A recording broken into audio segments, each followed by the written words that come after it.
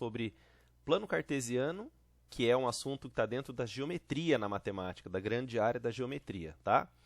Antes de falar de plano cartesiano, a gente não pode avançar sem falar do seu criador, que é o René Descartes. O cartesiano vem exatamente daqui, ó. O René Descartes, ele é um matemático, um dos mais famosos. Ele é filósofo, alguns também consideram ele como físico, porque teve pequenas contribuições para a área da física também. Ele nasceu em 31 de março de 1596, ou seja, século XVI na França, numa cidadezinha a 30 quilômetros de Paris. E ele faleceu em 11 de fevereiro de 1650 na Suécia, precisamente em Estocolmo, que é a capital da Suécia. Tá? É esse cara que está aqui do lado, grande matemático, conhecidíssimo, assim como Isaac Newton, assim como Albert Einstein. Ele é o criador, então, foi o que desenvolveu o plano cartesiano e a geometria analítica. O plano cartesiano, na verdade, está dentro da geometria analítica, né? Geometria analítica é essa que é um grande ramo da matemática, uma grande área da matemática, tem muito conteúdo e muitas teorias aqui desenvolvido por esse cara, né? É considerado por muitos o pai da matemática moderna. E só por curiosidade, a assinatura dele é essa daqui. Essa é a forma com que ele assinava os seus documentos, os seus postulados e os seus livros enquanto vivo, né? Obviamente. Antes ainda de mostrar o plano cartesiano, é importante falar um pouco das posições relativas das retas. Tem livro que traz 3, tem livro que traz 2, tem livro que traz 4, depende da forma com que explica, né? Mas no fundo são 4. Se eu destrinchar isso daqui e explicar direitinho, vão ser 4. As retas, posição relativa significa o quê? Por que é relativa? É a posição dela comparada com outra, relativa a outra. Então as retas podem ser concorrentes. Eu estou falando de linha reta, porque nem toda linha é reta, né? Essas linhas retas, por exemplo, concorrentes, elas se cruzam no espaço. Aqui ele dá o nome de linha P e linha Q. Você pode dar o nome que você quiser. Normalmente é PQ, MN, RST. São essas letras que a gente usa. E sempre letras minúsculas, porque letras maiúsculas são pontos na geometria. E aí, preferencialmente, se usa as primeiras letras do alfabeto, né? Ponto A, ponto B, ponto C, assim por diante. Elas se cruzam formando no espaço um ângulo alfa, qualquer ângulo. Diferente das concorrentes perpendiculares ou ortogonais, que muitos livros adotam dessa maneira também, você tem as retas que se cruzam no espaço, só que formando o ângulo de 90 graus exatamente. E é aqui que está o plano cartesiano. Ó. Guarda bem essa imagem aqui. As retas podem ser, vou vir para essa agora, ó, paralelas, distintas, ou seja, se você seguir elas infinitamente, tanto para cá quanto para lá, suas pontas, né? Elas nunca vão se cruzar no espaço, elas nunca vão se encontrar. Então são retas paralelas. E quando as paralelas estão uma em cima da outra, elas são paralelas coincidentes, que tem esse símbolo aqui na matemática, esses 3 tracinhos. Parecem igual, mas tem mais um risquinho embaixo. Então, quando você vê esse símbolo, você sabe que elas já são coincidentes. Tem 2 retas ali, uma em cima da outra, né? Então, a gente vai se atentar às retas perpendiculares. E esse é o plano cartesiano. Lá, são 2 linhas retas perpendiculares, formando um ângulo de 90 graus em cada cantinho dela, né? Só que no plano cartesiano, especificamente, a gente chama cada linha desta aqui de eixo. Esse cara aqui, que é a linha reta horizontal, a gente chama de eixo X, ou eixo das abscissas, né? E esse eixo aqui da vertical é o eixo Y, ou eixo das ordenadas. O que são as abscissas e o que são as ordenadas? São os números que nós vamos colocar aqui no eixo. Aí cabe a gente retomar um conteúdo, um conhecimento lá do ensino fundamental, que a gente aprende, de retas numéricas, onde o meio é sempre o 0, para o lado esquerdo, aliás, para cá, para o lado esquerdo é negativo, para o lado direito é positivo. Se a reta numérica estiver na vertical, para cima são os positivos e para baixo são os negativos, sempre partindo do 0. Esse ponto aqui do 0 é chamado de origem do plano cartesiano. É daqui que saem todas as coordenadas, tanto as abscissas quanto as ordenadas, né? Não confundir coordenadas com ordenadas, né? É importante sempre indicar aqui o sentido crescente do eixo, a flechinha é sempre nesse sentido e nunca para cá, porque a flecha indica o sentido crescente do eixo. E como ele é infinito, a gente está representando aqui basicamente 8 unidades para cima, para baixo, esquerda e direita. Só que como ele é infinito, a gente não pode fechar a flecha. Tem livros que traz o plano cartesiano com a flecha fechada por uma questão de comodidade. É muito mais fácil fazer flecha fechada no computador. Mas está errado. A flecha tem que ser sempre aberta, tanto no sentido crescente do x, quanto no sentido crescente do y. Né?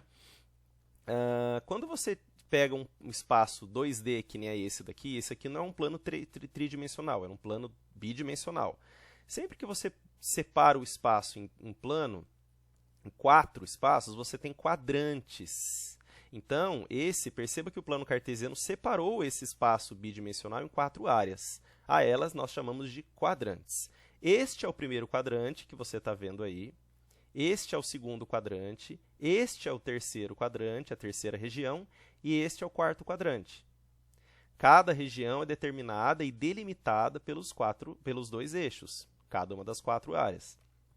Perceba também que eu denominei os 4 quadrantes no sentido anti-horário. Eu peguei primeiro esse, depois vim para esse daqui, depois para esse, depois para esse daqui. Tá? Qualquer ponto que eu marque, então, ó, vamos lá. Qualquer ponto que eu marque no sentido positivo do x e positivo para o y, olha lá, eu posso pegar a abscissa 1, 2, 3, 4, uma ordenada 1, 2, 3, 4, qualquer uma. Qualquer ponto que eu marque nesta região terá o quê? Coordenada x positiva e y também positiva, porque você está trabalhando no sentido dos eixos ambos positivos. Esse cara aqui é um par ordenado, é importante a gente dar nome aos bois, né? A primeira coordenada é sempre onde o seu ponto está marcado no x, e a segunda coordenada é sempre onde o seu ponto está marcado no y. Por isso é par, são 2 números. E por isso é ordenado. Tem uma ordem. Primeiro é o x e depois o y. Não é a gente que escolhe. Tá vendo? Esse plano cartesiano está com a flechinha fechada. Ó. Não é o correto. Né? Perceba que o quadrante também é denominado por algarismos romanos. Alguns livros colocam a letra Q aqui na frente ainda. Tá bom? O segundo quadrante, a gente tem, então, ó, coordenada x, que é primeiro sempre o x, negativa, e a coordenada y é sempre positiva. Então, a gente tem, de um lado, o x negativo e do outro lado, o y positivo. Qualquer ponto que eu marque nesta região, que eu escolher, qualquer um, vai ter x negativo e y positivo.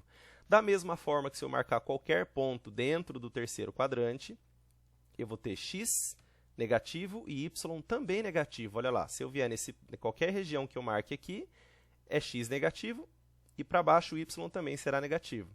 Ao mesmo tempo que, olha lá, o quarto quadrante, o x sempre vai ser positivo. Se eu pego esse ponto, esse, qualquer ponto, o x vai ser positivo e o y vai ser sempre negativo, como diz aqui. Isso daqui, esse mapa, a gente chama de mapa de estudo dos sinais dos quadrantes do plano cartesiano.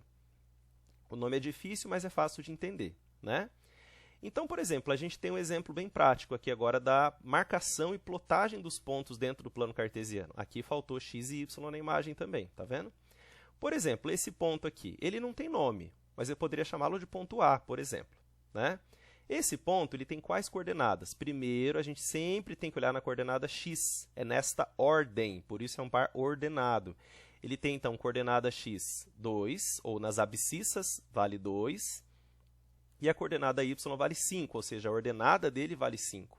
Esse ponto poderia ser chamado de ponto A, por exemplo, e sempre utilizando letras maiúsculas para pontos e minúsculas para retas, né? Esse ponto está no primeiro quadrante, como a gente pode perceber. Esse segundo ponto, olha lá, ele está exatamente na posição aqui, ó, do meu mouse, né? Ele tem coordenada x valendo menos 5 e coordenada y valendo 4. Então, sempre x e y. Repare que o x é negativo e o y é positivo, certo? Ele está no segundo quadrante. Este ponto que ele marca aqui já está no terceiro quadrante. Esse ponto tem coordenada x valendo menos 2 e coordenada y também valendo menos 2. Então, repare que o x e o y ambos são negativos. Para qualquer ponto que eu pegue aqui, aqui, aqui, aqui, independente do ponto dentro do terceiro quadrante, x e y serão sempre negativos. E no quarto quadrante, você tem, por exemplo, esse ponto que está marcado, o x, valendo menos 1. Ó, repare que aqui está errado, ó. Tá vendo? X valendo menos 1, não. X vale 3 e o y vale menos 1. Tá vendo? Este ponto aqui está errado, ó. É sempre importante a gente conferir. Eu nem tinha visto essa imagem, ainda nem tinha conferido. Mas, ó, a gente pega imagem de livro didático e acha que está certo. Ó.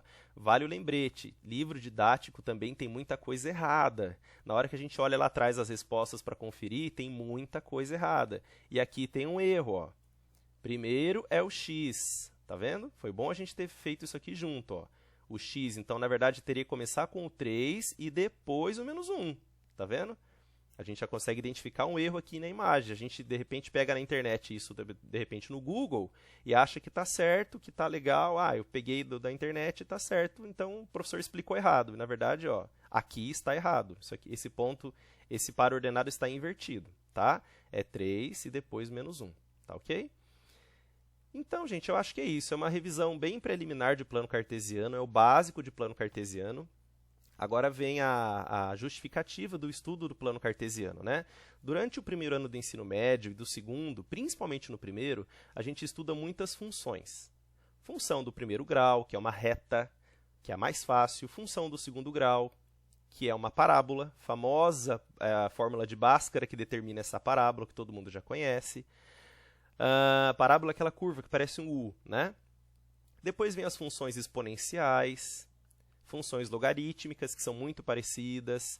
Depois vem as funções trigonométricas, que são as ondas. Tem as funções modulares e assim por diante. Função nada mais é do que um desenho de uma linha dentro do plano cartesiano.